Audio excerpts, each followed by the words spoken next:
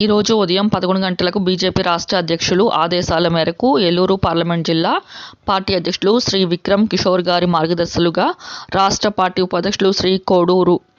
సత్యనారాయణ గారు, రాష్ట్ర కిసాన్ మోర్చా శ్రీ చక్రధర్ గారు, జిల్లా కిసాన్ మోర్చా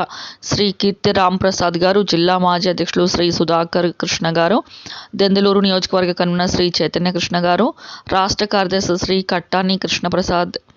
నూజివీడు నియోజకవర్గ పరిధిలో మండల అధ్యక్షులు శ్రీ గోగినేని శ్రీనివాస్ కుమార్ అప్పారావు, శ్రీ బబిల నేనే రాజా, శ్రీ అన్నగాని రాంబాబు, కార్యదర్శి శ్రీ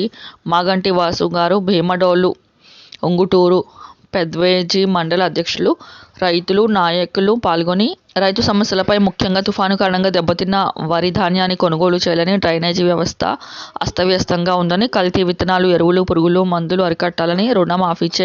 ర్యాలీగా పార్టీ ఆఫీసు నుండి జిల్లా కలెక్టర్ కార్యాలయం వరకు వెళ్లి ధర్నా నిర్వహించారు. ఆపై రైతు సమస్యలపై కలెక్టర్ శ్రీ ప్రసన్న వెంకటేష్ గారికి వినతిపత్రం అందజేశారు.